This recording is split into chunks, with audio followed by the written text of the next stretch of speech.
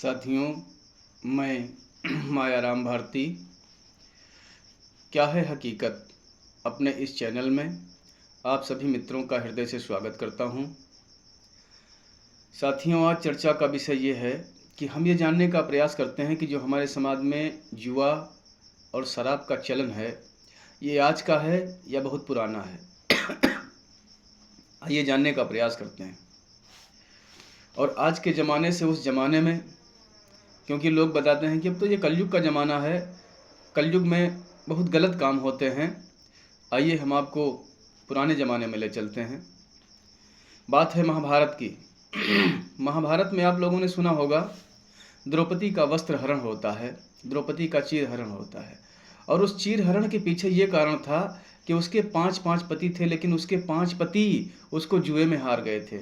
अब सोचिए साहब, इतने बड़े बड़े जुआरी उस ज़माने में हुआ करते थे कि धन दौलत, राजपाट, सोना चांदी ये तो सब हारते ही थे, उसके साथ साथ अपनी पत्नी को भी दांव पर लगा देते थे, अपनी पत्नी को भी जुए में हार जाते थे।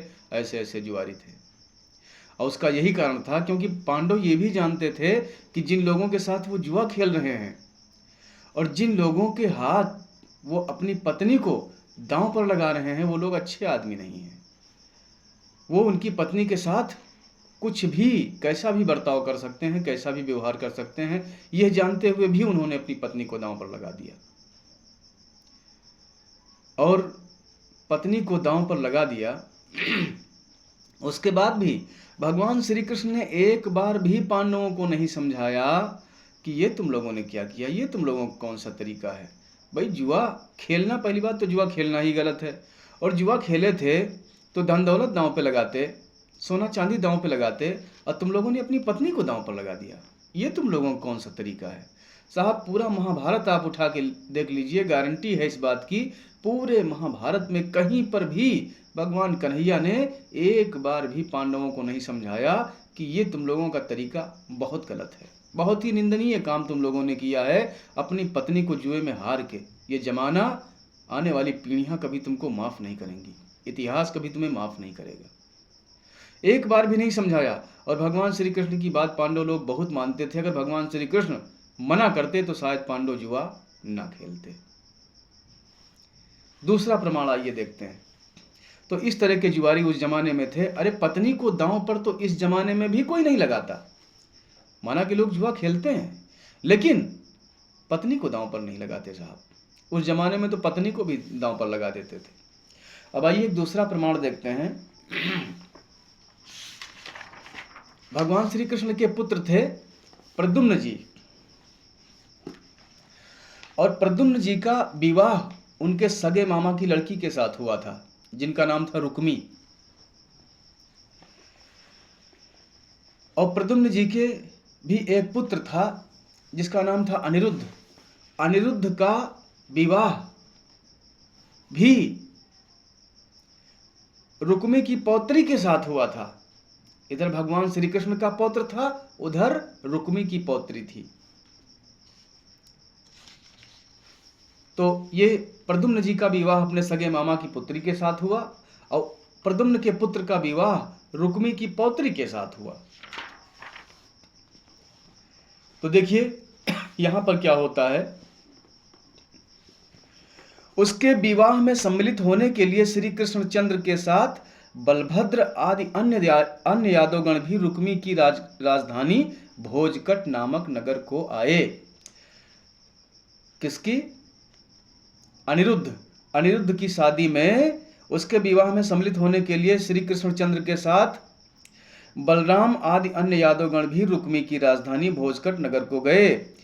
जब प्रद्युम्न पुत्र महात्मा अनिरुद्ध का विवाह संस्कार हो चुका, तब कलिंगराज आदि राजाओं ने रुक्मी से कहा कि ये जो बलराम हैं, इनको जुआ खेलना ठीक से आता तो नहीं है, लेकिन ये जुआ के शौकीन बहुत हैं, इसलिए इनसे जुआ खेला जाए और इनको जुए में जीतकर इनका उपहास उड़ाया जाए, इनकी हंसी उड़ाई जाए, इनका मजाक उड़ाया जाए। तो देखिए, बलराम जी को जुआ के लिए आमंत्रित करते हैं और वहीं पे जुआ शुरू हो जाता है। अब बलराम जी को भी चाहिए था कि मैं अपने पोते का विवाह करने आया हूं, और पोते का विवाह करने आया हूं ऐसे शुभ संस्कार पर, विवाह के अवसर पर, ऐसे शुभ संस्कार के अवसर पर जुआ खेलना गलत बात है, मैं जुआ नहीं खेलूंगा। बलराम को खुद ही मना कर देना चाहिए था, लेकिन ऐसा हुआ नहीं। तब बल के मद से उन्मत्त रुक्मी ने उन राजाओं से कहा, बहुत अच्छा, और सभा में बलराम जी के साथ द्यूत क्रीड़ा आरंभ कर दी। जुआ शुरू हो गया साहब। रुक्मी ने पहले ही दांव में बलराम जी से 1 सहस्त्र निष्क जीत लिए। निष्क मतलब सोने के सिक्के। बलराम जी से पहले ही दांव में रुक्मी ने 1 सहस्त्र निष्क जीत लिए। दूसरे दांव में 1 सहस्त्र निष्क फिर जीत लिए। तब बलराम जी ने 10,000। अब की बार बलराम जी को थोड़ा गुस्सा आ गया, कहा 2 दांव तो ये जीत चुका है। तब फिर तीसरे दांव में बलराम जी ने 10,000 निष्क का एक दांव लगाया, उसे भी पक्के जुआरी रुक्मी ने जीत लिया। जब बलराम जी ने 10,000 निष्क का दांव लगा दिया, फिर भी उसे रुक्मी ने ही जीत लिया। और जब रुक्मी ने ही जीत लिया तो वहां पर एक राजा थे कलिंग के, कलिंग राज। वो अपने दांत दिखाता हुआ जोर जोर से बलराम जी का उपहास उड़ाता हुआ हंसने लगा। और जब हंसने लगा और उधर रुक्मी ने कहा कि बलराम जी को मैंने जुए में हरा दिया, बलराम जी को मैंने जुए में हरा दिया।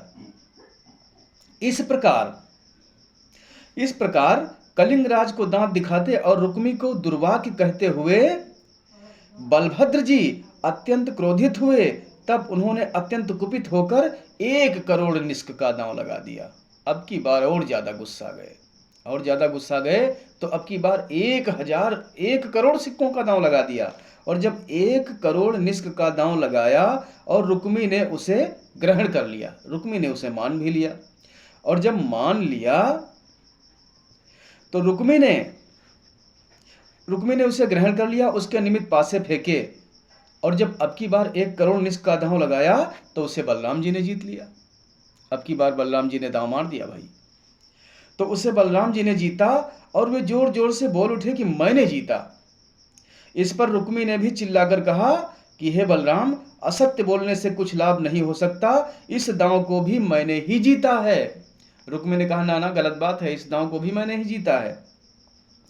आपने इस दांव के विषय में जिक्र अवश्य किया था, किंतु मैंने उसका अनुमोदन नहीं किया था। कहा मैंने अनुमोदन नहीं किया था, इसलिए मैंने अनुमोदन नहीं किया था। इस प्रकार यदि आपने जीता है तो इसे मैंने भी जीता है, क्योंकि मैंने उसका अनुमोदन नहीं किया था, मैंने उसकी अनुमति नहीं दी थी। उसी समय महात्मा बलराम के क्रोध को बढ़ाती हुई आकाशवाणी ने गंभीर स्वर में कहा, इस दांव को तो धर्मानुसार बलराम जी ही जीते हैं। अब देखिए साहब, जुआ के लिए आकाशवाणी हो जाती थी, किसी अच्छे काम के लिए आकाशवाणी नहीं हो रही है, जुआ के लिए आकाशवाणी हो रही। अभी जब जुआ खेलने की तैयारी हो रही थी कि यहाँ पर वैवाहिक कार्यक्रम हो रहा है, यहाँ पर तुम लोग जुआ खेलने जा रहे हो, शर्म नहीं आती तुम लोगों को? तब आकाशवाणी नहीं हुई, और अब आकाशवाणी हो रही है कि नियम के हिसाब से इस दांव को तो बलराम जी ने ही जीता है। अब देखिए, जुआ खेलने के लिए, शराब पीने के लिए आकाशवाणी हो जाती थी। अब सोचिए आप लोग खुद ही कि मामला क्या है। आकाशवाणी ने कहा कि इस दांव को धर्मानुसार तो बलराम जी ही जीते हैं। रुक्मी झूठ बोलता है, क्योंकि अनुमोदन सूचक वचन न कहने पर भी पासे फेंकने आदि कार्य से वो अनुमोदित ही माना जाता है। कहा अनुमोदन न करने पर भी अगर पासे फेंक दिए जाएं तो वो अनुमोदित ही मान लिया जाता है। तब क्रोध से बलराम जी की आंखें लाल हो गईं। तब क्रोध से अरुण नयन हुए महाबली बलभद्र जी ने उठकर रुक्मी को जुआ खेलने वाले पांसों से ही मार डाला। अब देखिए साहब, बात कहां तक पहुंच गई है। तब बलराम जी ने रुक्मी को जुआ खेलने वाले पांसों से ही मार डाला। फिर फड़कते हुए कलिंगराज को बलपूर्वक पकड़कर बलराम जी ने उसके दांत, जिन्हें दिखाता हुआ वो हंसा था, पहले जब बलराम जी हारे थे तो कलिंगराज उनका उपहास उड़ाया था, कलिंगराज ने उनका उपहास उड़ाया था और हंसा था, तो उसे पकड़ लिया और उसके कलिंगराज दांत दिखाता हुआ जो हंसा था उसके दांत तोड़ दिए। इसके सिवा उसके पक्ष के और भी जो कोई राजा लोग थे, उन्हें बलराम जी ने अत्यंत कुपित होकर, अत्यंत क्रोधित होकर एक सुवर्णमय, एक सोने का खंभा उखाड़कर उससे मार डाला। अन्य राजा लोगों को भी एक सोने का खंभा उखाड़कर बलराम जी ने उसे मार डाला। अब देखिए साहब, जब जुआ खेलने की तैयारी हो रही थी तब आकाशवाणी नहीं हुई। अगर पहले आकाशवाणी हो जाती तो इतने लोगों की हत्या क्यों होती? जहां पर वैवाहिक कार्यक्रम हो रहा था, जहां खुशी का माहौल था, वहां पर बलराम जी ने उस रुक्मी के घर को, रुक्मी के महल को शमशान घाट बना दिया। अगर पहले आकाशवाणी हो जाती तो ऐसा माहौल क्यों होता? लेकिन बाद में आकाशवाणी हो रही है, और वो भी बलराम के क्रोध को बढ़ाने के लिए कि इस दांव को तो बलराम जी ने ही जीता है भाई, है? और बलराम जी ने फिर क्या किया? मचा दिया कोहराम। तो देखिए, ये सिस्टम था कि शादी विवाह के अवसर पर भी जुआ खेला जाता था। आज के जमाने में लोग कम से कम शादी विवाह के अवसर पर जुआ तो नहीं खेलते। जो वैवाहिक कार्यक्रम हैं उन्हीं में लोग संलग्न रहते हैं, लगे रहते हैं, लेकिन जुआ नहीं खेलते। उस जमाने में तो जुआ भी खेलते थे। और ये सब तब हो रहा है, रुक्मी को तब बलराम जी ने मार डाला, राजाओं को तब बलराम जी ने मार डाला। वहां पर भगवान भी विद्यमान हैं, मौजूद हैं, और भगवान ने भी एक बार नहीं मना किया कि ये तुमने क्या किया दाऊ भैया। एक तो जुआ खेलकर अपने ही पोती की शादी, अपने पोते की शादी में आपने जुआ खेला, और जुआ खेलने के बाद भी उससे भी निंदनीय काम आपने किया कि आपने रुक्मी का वध कर दिया, और उसके पक्ष के और भी जो राजा लोग थे उनका भी आपने वध कर दिया। ये क्या तमाशा मचा दिया आपने। एक भी बार भगवान श्री कृष्ण ने नहीं मना किया कि दाऊ भैया आपने ये क्या किया। देखिए, भगवान थे, मना करना चाहिए था। अब सोचिए साहब, सुवर्णमय स्तंभ उखाड़कर उससे मार डाला। उस समय बलराम जी के कुपित होने से हाहाकार मच गया और संपूर्ण राजा लोग भयभीत होकर भागने लगे। उस समय रुक्मी को मारा गया देख श्री मधुसूदन ने एक ओर रुक्मिणी के और दूसरी ओर बलराम जी के भय से, अब देखिए भगवान कहीं डरता है, भगवान को किसी से नहीं डरना चाहिए, भय से कुछ भी नहीं कहा। तदंतर यादवों के सहित श्री कृष्णचंद्र पत्नी को सपत्नीक, पत्नी सहित अनिरुद्ध को लेकर द्वारिकापुरी को चले गए, लेकिन बलराम से कुछ नहीं कहा कि ये आपने बहुत गलत काम किया। और वास्तव में किया तो उन्होंने बहुत गलत काम, लेकिन एक बार भी कन्हैयालाल ने नहीं कहा कि ये आपने क्या किया। ये माहौल था। और आकाशवाणी भी ऐसे माहौल पे होती थी। अच्छे काम के लिए आकाशवाणी नहीं होती थी, जुआ खेलने के लिए, दारू पीने के लिए आकाशवाणी हो रही है। और यही आकाशवाणी अगर कुछ पहले हो जाती तो जहां खुशी का माहौल था वहां पर गम न पैदा होता, रुक्मी के महल में शमशान घाट न बनता। जब जुआ खेलने की तैयारी हो रही थी तब आकाशवाणी होना चाहिए था। और ये साहब हमने आपको दिखाया है, ये विष्णु पुराण है, श्री विष्णु पुराण है। जिस किसी को देखना होगा देखिएगा। और ये 28वां अध्याय है साहब, और पृष्ठ संख्या है 389 और 90। जिस किसी को देखना है देख सकता है। 28वां अध्याय है, पृष्ठ संख्या 389 और 90 है। तो ये जुआ आज के लोग तो फिर भी अपने मर्यादा के दायरे में रहकर खेलते हैं, किसी की हत्या नहीं करते, अपनी पत्नी को दांव पर नहीं लगाते। लेकिन उस जमाने में कोई मर्यादा नहीं थी।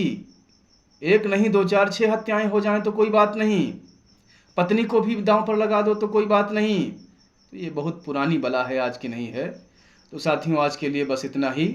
अगर ये जानकारी आप लोगों को अच्छी लगी हो तो कृपया लाइक और कमेंट, सब्सक्राइब जरूर कीजिएगा।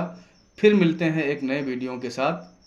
तब तक के लिए आप लोग खुश रहें, स्वस्थ रहें, अपना ख्याल रखें, अपनों का ख्याल रखें।